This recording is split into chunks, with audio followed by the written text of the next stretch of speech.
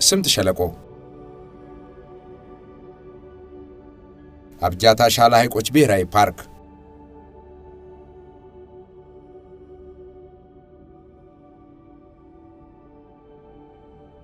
በሰጎን መልክ የገነነ የወፍ ዓለም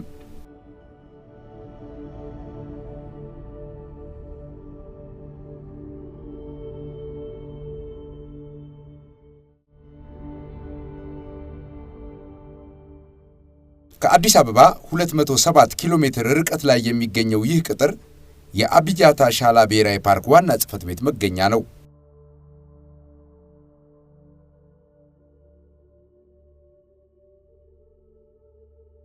ከ452 በላይ የአዋፍ ዝርያዎች መኖሪያ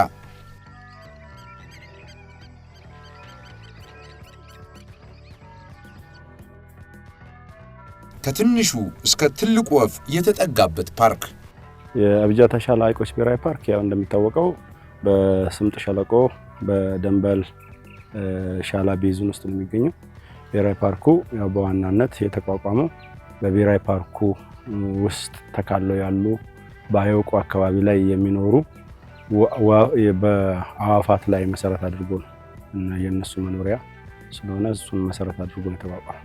የወፍ ዓለም ነው። በእንግሊዘኛ ኢምፖርታንት በርድ ኤሪያ ነው። በሀገራችን ካሉ ቦታዎች ውስጥ ወሳኝና ጠቃሚ የአዋፋት መኖሪያ ተብሎ ነው የሚታወቀው ማለት ነው።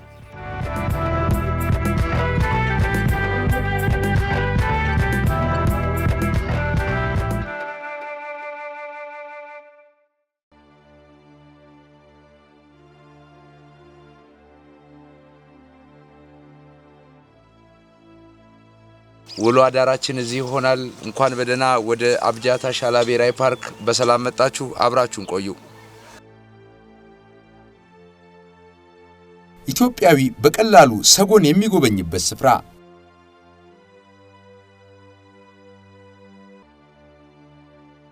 አብጃታ ሻላ ወፍ ሐይቅና ሰጎን እኩል የሚወክሉት ጸጋ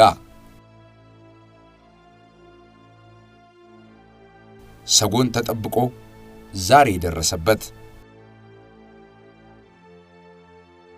የማይበረው ሰጎን ትልቁ የወፍ ዝርያ ነው። በ1963 የተቋቋመ አንጋፋ የኢትዮጵያ ብሔራዊ ፓርክ ነው።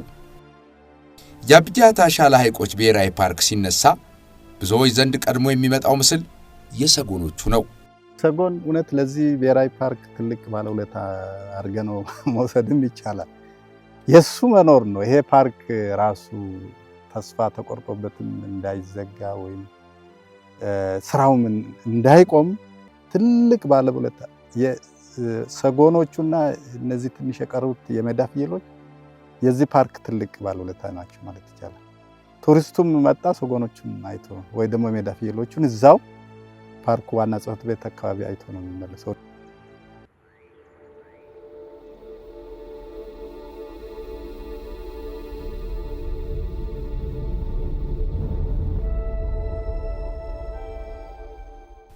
ሰጎን የሚታይበትን ፓርክ የሰጎን ባለውለታ ታሪክ ከሰጎን ጥበቃ ጉዞ ጋር ልንፈትሽ እዚህ ደርሰናል። ሰጎንን ጠባቂው ለሰጎን ሰጎን ደግሞ ለአብጃታ ሻላ የማይነጣጠሉ ናቸው። በአፍሪካ ሳቫና ውስጥ ሁሉ ይገኛል። በኢትዮጵያ እዚህ ገናና ስም ይዞ ኖረ። ሰጎኖቹን ስናነሳ ደግሞ የሰጎኖቹ አባት ታሪክ ትልቅ ስፍራ ይይዛል። ፍስሐ አራጌ መጀመሪያ በ1975 ዓመተ ምህረት ገዋኔ ነው የተቀጠርኩት። ከዛ እንድውስል እኔ ፓርኩን ፈልጌው አይደለም ጫካን ስለምወድ ከነሱ ጋር ለመዋል ነው የተቀጠርኩት። በዛ አጋጣሚ እዛ አንድ አመት ያህል እንደሰራው ወጣሁኝ። ወደ መተሃራ መጣሁ። ለስራ ነው የመጣሁት። አጋጣሚ አዋሽ ፓርክ ሰው ይፈልጋል ምናምን እና አዋሽ ብትቀጠር አንተ ገዋኔ ሰርተሃል አይደለም እንዴ አለኝ። ቸርነት ነበርና እዛው መተሃራ እየተጫወትን ሻይ እየጠጣን ለምን አዋሽ አትቀጠርም? አንተ ከኛ የኛን ተጠላህ አንተ ግድልህም አዋሽ ተቀጠርና ወላወልኩኝ። ልሞክር አልኩኝና በቃ ገባሁ። እዛ ስሄድ ስራው ሰጎን ጫጩቶች አንድ 6 ጫጩቶች አሉ። እነዚህን መንከባከብ ነው። ጫካ ውስጥ ነው። እኔ ጫካ አይደለም የምፈልገው። ታዲያ እዚህ በጣም ደስ አለኝ። የአብጃታ ሻላ ሐይቆች ብሔራዊ ፓርክ የሰጎን ጥበቃ ታሪክ ባለ ታሪክ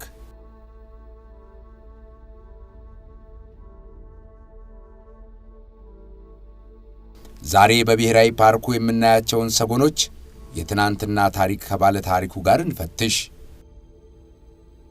ወደ ሰጎኖቹ ታሪክም እንጓዝ ከባለ ታሪኩ ጋር።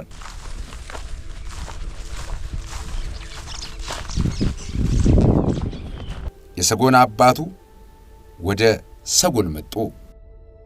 እነዚህ መንከባከብ ከሆነ ጥሩ ነው። ደሞዝ ስንት ነው? 70 ብር 70 ብር ይሁን። በቃ እዛ ገዋኔ 50 ብር ነበር። የ70 ብር የ20 ብር ልዩነት በጣም ከባድ ነው። እዛ እሺ አልኩት፣ ገባሁ። አንድም አበበ የሚባል ጓደኛ ላይ ከሱ ጋር ሄርን ተማክረን ይሄን ነው የምትሰሩት፣ በቃ እንደ አንተ ገዋኔ ሰርተ የለም እንደ አንተማ የጫካ ሰው ነህ ለኛ ትሆናለህ አለኝ። አቶ አባይ አበረታታኝ፣ ሞራል ሰጠኝ ማቀውም ስለሆነ። ከዛ ቀጠልኩ። ስቀጥል ደስ እያለ መጣ። በቃ ከሰጎኖቹ ጋር ተገባባል። ከዛሬ 5000 ዓመት ጀምሮ ሰውና ሰጎን ተቀራርበው እንደኖሩ ታሪክ ይነግረናል። ሰጎን በኢትዮጵያ ብዙ ቦታዎች የምትኖር እንስሳ ናት። ከዳዋ ሸለቆ እስከ አዋሽ፣ ከአልጣሽ በረሃ እስከ ሐላይ ደጌ ሜዳ ሰጎንና የኢትዮጵያ ምድር ስምሙ ናቸው። ፍስሐ አራጌ ሰጎን ታዳጊው ሰው። አቶ ፍስሐ ማለት ያው የሁላችንም መጽሐፍ ናቸው፣ ግን በህይወት ተምረዋል። ከማንኛውም ባዮሎጂስት ናቸው ማለት ትችላለህ። በቆይታቸው እዚህ ጡረታ እስከወጡበት ድረስ የነበራቸው ጊዜ ለኛ እንደ ከነሱ ነው የተማረው። አጠቃላይ እኔ አሁን ዩኒቨርሲቲ ገብቼ አልነበረም የተማርኩ ስለዚህ ነገር። ስለዚህ ስለ ተፈጥሮ ያለውን ከነሱ ከነባሮች ራሳቸው መስዋዕት አድርገው ተንከባክበው ለአዲሱ ትውልድ ያስተላልፉ አባቶች ናቸው። እኔ ሰጎን ያየሁት ሚሌ ነው። ድሮ እኔ የደሴ አካባቢ ልጅ ነኝ። እዛ ተወልጄ ያደግኩት። ወደ አሰብ እሄድ ነበር ከከባድ መኪና ጋር። ሚሌ አካባቢ ሰመራ አካባቢ አያለሁ ሰጎን። አንድ ጊዜ እንደውም ሎጋያ ላይ መኪና ገይቶት በጣም አዘንኩኝ። ወንድ ሰጎን ነው። ገይተውት ጥለውታል። እንደው ወርጄ ላባውን ነጭውና በጣም እንትን አልኩኝ። ወደ ዳር መኪና እንትን እንዳይለው ወደ ዳር ጣልኩት። ጎትቼ ተመኪና እንትን ላይ በጣም ላባው ያምራል። 2 ነው 3 ላባ እንትን አልኩኝ መኪና ላይ አድርጌ ጉዞዬን ቀጠልኩኝ። እና ተፈጥሮ ነው ወዳለሁ ከድሮ እና ፓርክ ከመቀጠሪያው ተፈጥሮ ነው ወዳለሁ።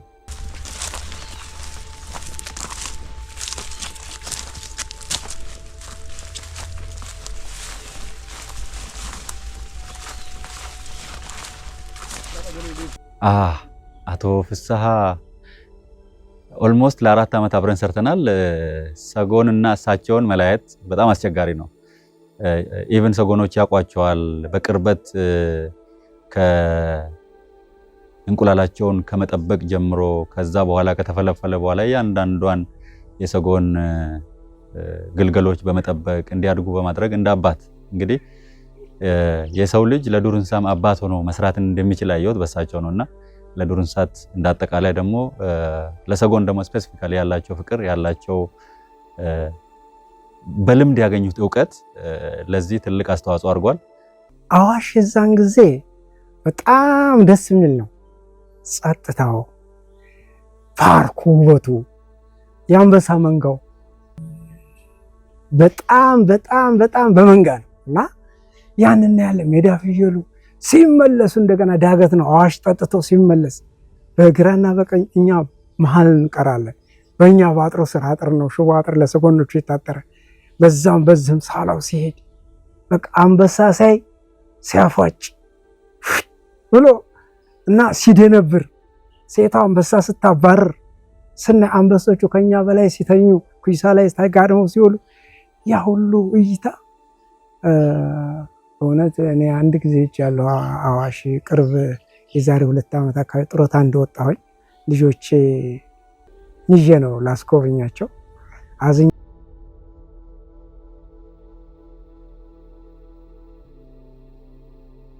የአብያታና የሰጎን ግንኙነት የአዋሽ ፓርክ አንበሳ የተቆጣ ጊዜ ጀመረ። ምንድነው የተረበሸ ነገር አለ? አንበሳ ተረብሿል። ምንድነው? ውሃ ልከፍተር እዛ አገኘሁት። ውሃው ላይ አገኘኋቸው።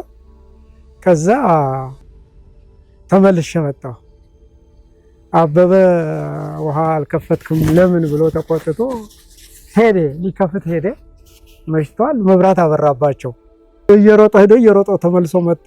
አንበሳውም ተከትሎት መጣ። ይሄው ነው ያለው። እኛ ውሃ ለመክፈት ሄደን ይሄ ነው የተረበሸበት ምክንያት መብራት ስለበራበት ብቻ ነው። ምንም የተፈጠረ ነገር የለም። ለክፋትም ሳይሆን ውሃ ለመክፈት ነው። እንዳይገቡ ብለን ሳሩን እሳት ለቀቅንበት። ነፍስ ማዳን ነው። ሰጎኖቹ እየተረበሹ ነው። ይሮጣሉ፣ ወደዚህ ከሽቦ ጋር ይላተማሉ። ለዛ ነፍስ ለማዳን ነው እና እንደዛ እርምጃ ወስደናል። ይህንንም ዘዴ ማዋቀር ጥሩ ነው አለኝ። አመሰገነኝ። ከዛ ወዲህ እኔ አልሰራም አልኩኝ። እኔ አንበሳ ጋር ታግዬ እንደዚህ አቶ አባይ ይቅርብኝ እኔ እሄዳለሁ ምናምን አልኩኝ። ስለው አይ ችግር የለም እናመቻቻለን፣ ሸፍት እናደርጋለን፣ ከዚህ ቦታ ሸፍት እናደርጋለን፣ ለላይ ደውዬ ዛሬውኑ አሳውቃለሁ፣ መፍትሄው እንትን ይሆናል። እኔ ስራውን አልፈልገውም፣ እኔ ወደዋለሁ ግን አልፈልገውም ስለው ችግር የለም አለ። አሁን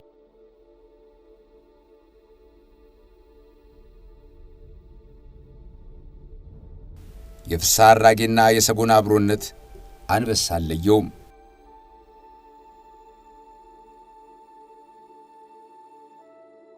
ለእኚህ ሰው ሕይወት ከሰጎን ጋር አብራ ዕጣ ፈንታቸውን አተመችላቸው። ስራ አስኪያጁ አቶ ተሾመ አሽኔ ናቸው። በቃ እየሮጡ መጡ። በእውነት ጠዋት ተነግሯቸው 7 ሰዓት አዋሽ ናቸው። ከዛ መጡ። እንደዚህ እዛ እኮ 2 ሰጎኖች አብያታ አሉ፣ 3 ሰጎኖች ከጦሩ ከ147ኛ ብርጌድ ጦሩ አሳድጓቸው ሲያስቸግሩ ወደዛ አንጥተዋቸው ለዋና መስሪያ ቤት አመልክተው ጦሩ ዋና መስሪያ ቤት ደግሞ እዛ አንጥቶ እዚህ ይኖራሉ። 3 ሰጎኖች በመጡ በአመታቸው እንቁላል መጣል ጀምራ ጫጩቶች እኔ ስመጣ እንቁላሉ ታቅፏል እና እዛም አሉ። ወደዛ አብያታ እንደውም የወፍ ፓርክ ነው፣ አንበሳም የለም፣ የሚረብሻቸው የለም። በቃ ዛሬው ቀጥዬ በዙ ሄዳለሁ፣ አመቻችቼ አብያታ ላይ እንዲሄዱ ይደረጋል። ቀጥታ እዛ አነጋገሩ ምናሉ በቃ እዚህ መጡ፣ እዛ አመቻቹ። በሉ ከአንድ ሰው ጋር በቮልቮ መኪና ኬጅ አመቻቹና ወደ አብያታ እንዲጫኑ ተባለ። እኔ አልሄድም አልኩኝ። ጭራ አቶ ተሾመ መጡ። ገዋኔ ነው የሚሉኝ፣ ስሜን አይጠሩ። ገዋኔ በቃ በምንም ታምሬ 70 ብር ነው ደሞዝ ብያለሁ። 20 ብር ጭማሬ ደሞዝ እዛ እንደር ቋሚ ኮንትራት ነኝ። በየ85 ቀኑ እየፈረምኩ ነው እና ቋሚ አይደለሁም። 20 ብር ጭማሬ 90 ብር ደሞዝ አርኬልሃለሁ። እዛ ሄደህ ቶሎ ወደ ቋሚነት ትገባለህ ምናምን እኔ ነኝ አልኩት አሉ። 78 ዓመተ ምህረት ጥር 10 9 ሰጎኖችን ጭኜ መጣሁ። የዛሬ 40 ዓመት እነኚህ የአብያታ ሻላ ሐይቆች ብሔራዊ ፓርክ ሰጎኖች አንበሳ ያልበጠሰው የጠባቂ ፍቅር ተከትሏቸው ታሪካቸው እዚህ ቀጠለ። ለወፍ የተመቸው ብሔራዊ ፓርክ ለሰጎን ዓለም ሆነ። የሃቢታቱን ደግሞ ምቹ ቦታቸው የሰጎን መኖሪያ መመገቢያም ይሁን መዋለጃ በተለይ አሸዋማ አካባቢ የሆነ ለሰጎንም ብሎ ባይመሰረት የዛው ወቅት ሰጎኖች ወደዚህ ሲመጡ ምቹ ቦታ ነው፣ ኦር ግራስላንድ ነው።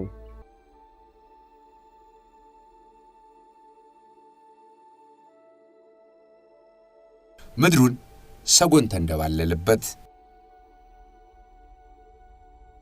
ከምድሩ ዱር እንስሳ እንደ አንዱ ፓርኩ የሰጎን ግዛት ሆነ። እዚህ የሆነ ሳር ቤት ነበር የክለብ። እነዛን ሰጎኖች ሰው ፈራ፣ አይቶ ያውቃል፣ ፈራ ምናምን። አሁን በዘዴ ኬጁን ካወረድን በኋላ አፉን በሯ ላይ እያደረግ ወደ ቤት እንዲገቡ ተከፈተ። እንደዚህ ቤት እንዲገቡ ተዘጋ። ሰው በጣም ግርግር አንፈልግም፣ ዘር በሉ 2 ሰው ብቻ ስጡኝ፣ እዚህ ያድራሉ፣ ምግብ እሰጣለሁ፣ ነገ ተነገ ወዲያ ግን ለቃቸዋለሁ። እንዴት ትለቃለህ? ይጠፋል ተባለ። ኃላፊነትን ወስጃለሁ። እኔ ምንም ችግር የለም፣ እኔ ነኝ የማውቃቸው አልኩ።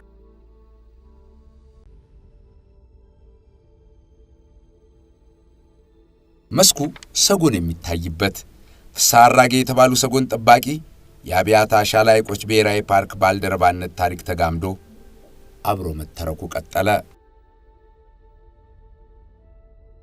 ስለ ሰጎን ለሰጎን መኖሪያ ቀልሰው ምግብ አዘጋጅተው ከጓዶቻቸው አግባብተው የፓርኩ ሰው ተባሉ።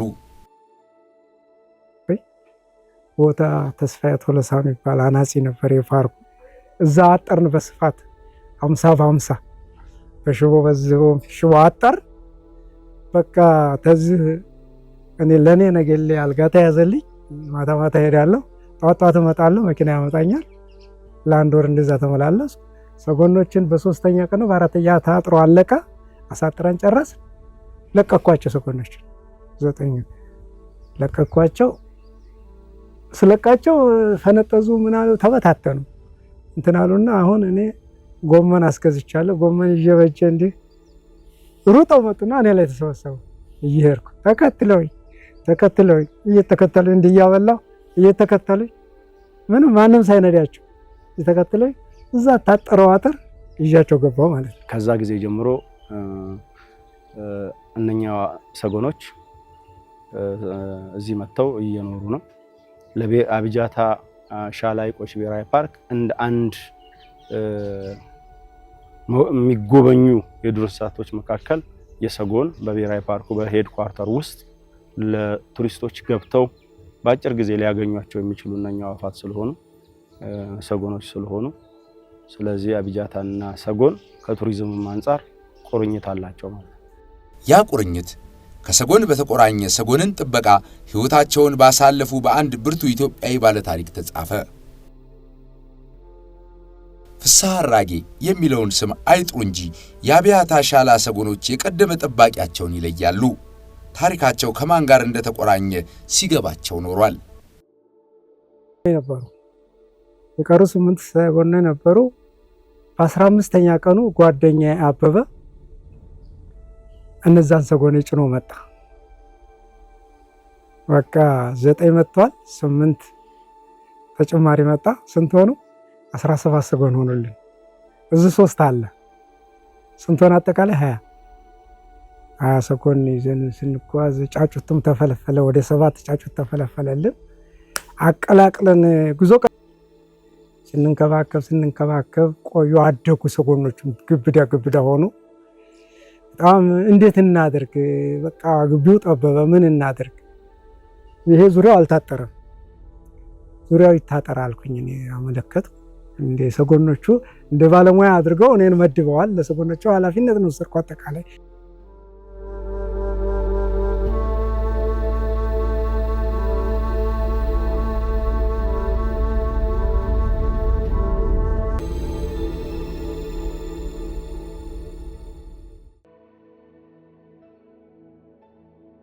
አብያታ ሻላ ሐይቆች ብሔራዊ ፓርክ የብሔራዊ ፓርኩ የቱሪዝም ምልክት የሆኑትን ሰጎኖች የጥበቃ ታሪክ ከባለ ውለታው የሰጎኖች አባት የህይወት ጉዞ ጋር እየቃኘን ነው።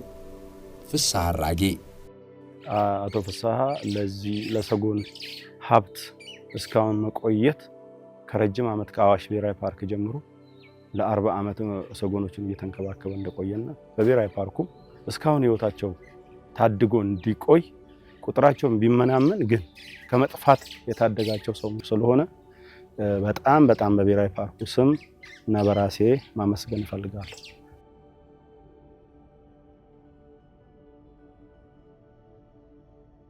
ዛሬ ፍስሐ አራጌዎች በዝተዋል። የብሔራዊ ፓርኩ ሬንጀሮች ሰጎን የመጠበቅ ባህልን አስቀጥለዋል። ያም ሆኖ የፋና ወጊው ሬንጀር ታሪክ ከቅጥሩ ሰጎኖች እኩል ይተረካል።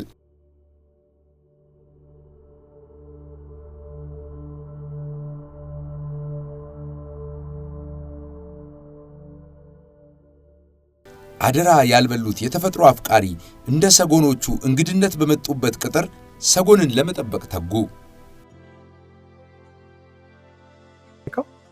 እና ምግባቸውን በተመለከተ እኔ ላይ ወደቀና ችግር የለም ዙሪያው ይታጠር፣ ሰጎኖቹ በመኖ ብቻ ይሄን ብቻ አስረን ለውጥ ሊያመጡ አይችሉም። ፍሪ ሲሆኑ ግን ጥሩ ነገር ሊኖር ስለሚችል ዙሪያው ታጥሮ ሰው ጨምረን ብናይ ማታ ማታ ግን ቢገቡ የሚለውን ሐሳብ አቀረብ። ሻል አይጠፉም፣ ለቀኑ ኃላፊነትን እንወስዳለን። ችግር ማታ ማታ ያው ቤት አላቸው፣ ማታ ማታ እናስገባቸዋለን። ምግብም ደግሞ ስለሚሰጣቸው ምግቡን ፍለጋ ራሳቸው ይገባሉ። ዞሮ ተስማማን። አጥሩ ታጠረ። ውሎ ያድርም የጠየቀው ጥያቄ በዛ ቅጽበታዊ መልስ ያገኛል። አጥሩ በጥሩ ሁኔታ ታጠረ፣ ሆኖ ታጠረ። ተለቀቁ። እንኳን ርቀው ሊሄዱ ከአካባቢው ዙሪያውን አጥሯን እየዞሩ እዛው ይለቃቀሙና ዙሮ እዛው ነው ቤታቸው። እንግዲህ ጋሽ ፊሳ በጣም የምንወደው አባታችን ነው። በጣም የሚለፋ ወዳድ፣ ስራውን ሳይታዘዝ የሚሰራ ሰው ነው። እውነት ለመናገር ስራውን ሳይሰራ እኛ ባለሙያንን ግን ከኛ በላይ ነው እሱ። የተፈጥሮ እውቀት አለው። በጣም ደስ የሚለው ሰው ነው። እኔ እንደኔ በጣም ብዙ ነገር ነው እኛን ያስተማረኝ።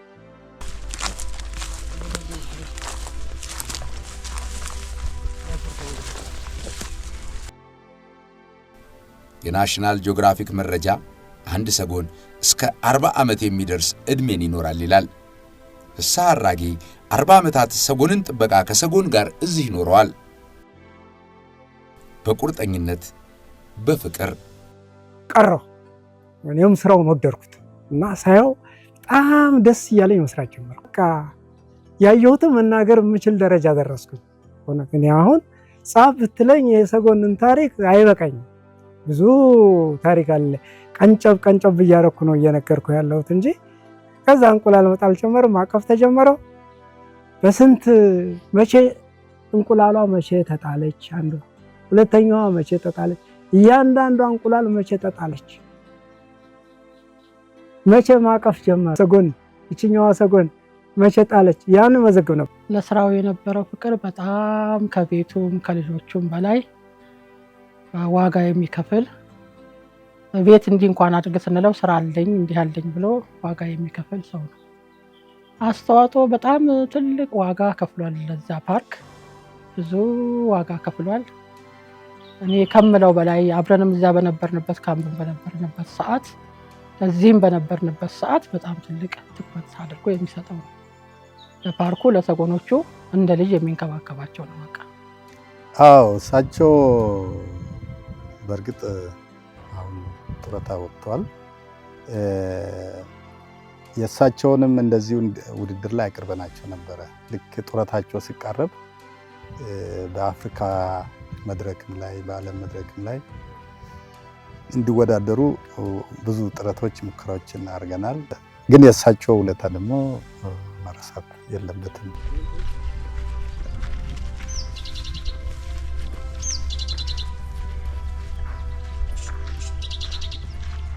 የአፍሪካ ዋይልድ ላይፍ መረጃ ከ25 በላይ የአፍሪካ ሀገራት ሰጎን ተወላጅ እንስሳ ነው። ዛሬ እንደ ሰሜን አፍሪካ ካሉ ቀጠናዎች በሰው ልጅ ምክንያት ሊጠፋ ችሏል። ባለውለታው የሰጎን አባት ታሪካቸው ከሰጎን አይነጠልም። የጉብዝና ዘመናቸውን ከሰጎን ጋር ስለ ሰጎን ጥበቃ ኖረዋል። በዛን ጫጩት መንከባከብ ጀመርኩኝ። አደጉ። በየዓመቱ ጫጩት 2-3 ኔት ይኖራል። ጫጩት ይመጣል። ምን ይላል? በዛ ሰጎን በዛ ትልቅ በላይ በቃ 83 ትንንሽ ጫጩት በብዛት ተፈለፈለልን። ሰጎን አጠቃላይ ብዙ ሆነልን። ኢህአዴግ ሲገባ 102 ሰጎን ደርሰ። በቃ ጫጩቶች በብዛት ነበሩ። ወደ 24 ጫጩት ነበር። ሌላ እያሳደግን ብዙ ከዛ በፊት ያለው ልነግርህ አልችልም። እና አሳድገናል ብዙ ጫጩት በእንክብካቤ። ከዛ ወደ 24 ትንንሽ ጫጩት አለ ኢህአዴግ ሲገባ። ይሄን ዛሬ የሚታዩት ሰጎኖች ታሪክ ትናንትናው ፍስሐ አራጌ የተባሉ የተፈጥሮ አፍቃሪ አደራን የመወጣት ገድል ነው።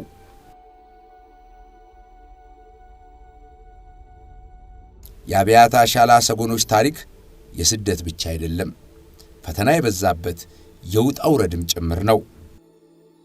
የ1983 መንግስት ለውጥ የሰጎንን ከአብያታ ተላምዶ የመኖር የህይወት ዘይቤ ለወጠ። በቃ ሰጎን አጥሩን ሁሉ ነቃቀሉ፣ ተወሰዱ። ሰጎን ተበተነ። አራተኛ ቀን መጣሁኝ እኔ።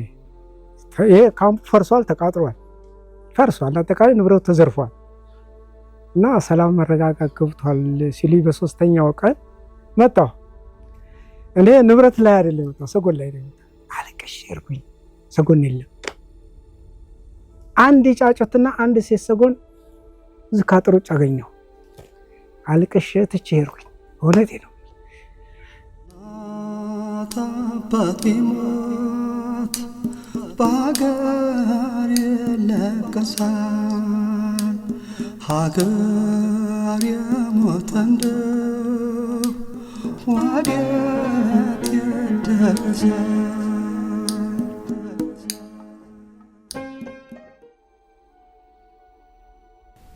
የሰጎን ጠባቂው የስብራት ታሪክ እዚህ ጋር ከበድ የሚል ነበር። ተስፋ ቆረጥኩ። በቃ ወደዛ አልመለስም ብዬ ንግድ ገባሁ። ፈልገው ነው ያለሁበትን መጡ። ሰጎን ለማሰባሰብ ፈልገናል።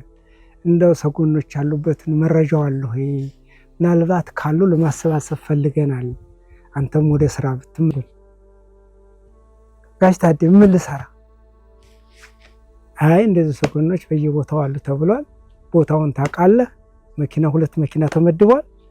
የሰጎን ማሰባሰብ ልንሰራ ነው። አንተ እዛ ሆነህ በቃ ይሄንን ወላወልኩ እና እንዴት ይሆናል? ሰጎን አሁን ይመለሳል? ከየት እንዴት አድርገን? ፈርሷል። ፓርኩ ከብት ሞያ ሆኗል። የለም ምድረ ባዳ ሆኗል።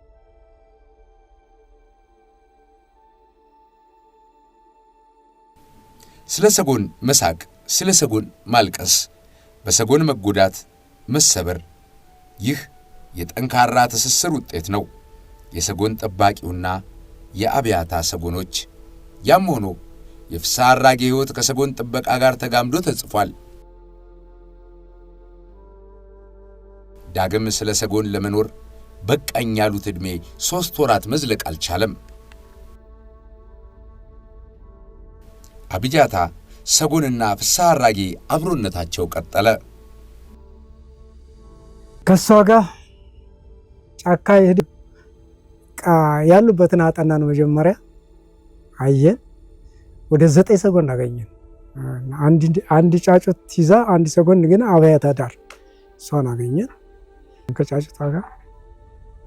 እኔ ግን ተስፋ ወንድ 5 ሴት አገኘን። አይ እነዚህ ካሉ ይረባሉ የሚል ተስፋ ነው። በቃ መጡ ሰጎኖቹም ተዝሁ መሄድ በቃ ቆሙ። ሌላኛው የፓርኩና የሰጎኖች ታሪክ በዚህ መልኩ ዳግም ተገነባ።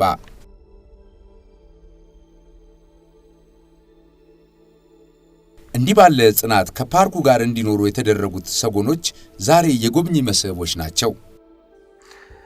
እንግዲህ አብያታ ሻላ ሐይቆች ብሔራዊ ፓርክ ከሚታወቁበት አንዱ ሰጎን ነው። በቅርብ ርቀት ላይ የምናገኘው እዚህ ዋናው ቢሮ አካባቢ የሚገኙ ናቸው። አሁን ላይ ያሉት ሰጎኖች ምን ይመስላሉ የሚለው አሁን ላይ ያሉት ያው ወንዶች ናቸው እየበዙ ያሉት፣ ሴቶች ብዙም የሉም። ይሄ ደግሞ ምክንያቱም አንደኛ እነኚህ ሰጎኖች ቆይተዋል እዚህ አካባቢ ከሌላ አካባቢ መጥተው ነው። ከታሪክም እንደሰማነው የቀደሙትም አባቶቻችን እንደነገሩን እዚህ ቦታ ላይ የመጡት ከሌላ አካባቢ ነው። በአመቱም ጥሩ ነው። በጀት ሲጠፋ እንደዚሁ የበጀት ጉዳይ ማነቆ ነው። ሰጎኖች እንትን ሲሉ የሚበሉት ሲያጡ እንዲሁ ሲሉ ማቀፍ ሳይችሉ ሲቀሩ እንቁላሉ ውሃ ሲሆን እንዲሁ 1 አመት ልብስ ሲያደርግ 1 አመት ጥሩ ሲሆን ጫጩቶች የማደግ እንትናቸው የመነመነ ሲሆን ሰጎን ይሄን የይበትግ ፈተናዎቹ ብዙ ነበሩ። ግን ሰጎን ጠባቂውን ፍስሐ አራጌ አንበሳ ከሰጎን ሳይነጥላቸው የግጭትና ጦርነት ዳፋ ምክንያት ሳይሆናቸው ከሰጎን ጋር ኖረው የተኖረ ሕይወት የሚናገሩ ለመባል በቁ። 4 አስርት ዓመታትን በሰጎን ጥበቃ የሰሩት ሬንጀር ፍስሐ አራጌ ከልምድ ብዙ ተምረዋል። ከባለሙያዎች ጋር አብረው ሰርተዋል። ተመራማሪዎችን እየደገፉ ተምረው አስተምረዋል።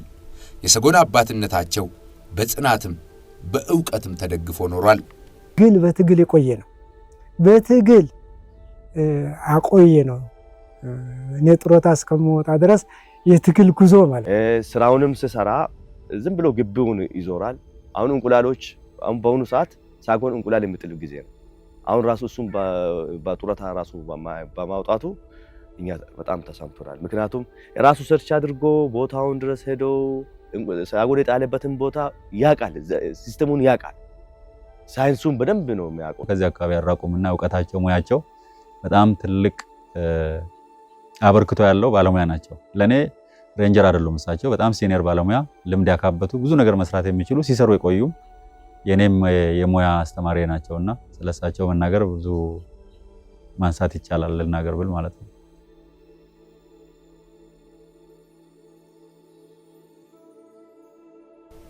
ዛሬም ፈተና ያልተለያቸው ሰጎኖች በአብያታ ቅጥር ትውልድ ተክተው ወደ ነገ ይጓዛሉ። አሁን ላይ ያሉት ሴቶች አነስተኞች ናቸው፣ ግን የዛን ያህል ደግሞ እየተፈለፈሉ ከአንዳንድ ነገሮች እየሞቱ ነው። ግን በዚህ ዓመት 3 አድገውልናል። ሰጎን እንትን የሚልበት አሁን እንዳይጠፉ ነው ዛው ስጋቴ፣ እንዳይጠፉ ሙያተኛ ቀጥረው ስልጠና ሰጥተው ውጭ ልከው ሙያ በሰጎን የተካነ ባለሙያ አሰልጥኖ መስሪያ ቤቱ ሰጎን እንዲቀጥል ቢያደርገው ትልቅ ውጤት ሪዛልት ይኖረው ኤክስፖርት ማድረግ ይችላል። በቀላሉ የሚረባ ነው ሰጎን። የ40 ዓመታት አብሮነት ክፉም ደግም ትዝታዎች አሉት። እንኳን ሰጎንና ሰው እግር ከእግርም ይጋጫል። ከሰጎን ከአንድ ሰጎን ጋር ጣልቻለሁ። ምንድነው መታሁት አሌክስ የምንለውት አሁን መትቸው አኮረፈ። እንደው ወደዛ አልቀርብም አለ። አሁን አንድ ቀን እየሄድኩ እንደው እንዱ ኖርማል እየሄድኩ በር ላይ ነው፣ በር አካባቢ ነው። እንደው ተለይዘን እንደው ታልገደልኩ አለኝ። ታልገደልኩ አንድ ታልገደል ብሸሽ በእንጨት ስር ወደዛ ብል ሊገለኝ በቃ እንደው እግሩን እያነሳ በእንጨት ስር ካለ በቃ አሻሻለሁ። ከተጀ ነው ምግብ ይበላው። እንደው ታልገደልኩ አለኝ። አረ ምን አድርጌ ነው ብዬ እንትን አልኩ። እንደው ዛፍ ላይ ወጣሁ። አንድ ቀን ዛፍ ላይ ወጥቻ መለጥኩኝ።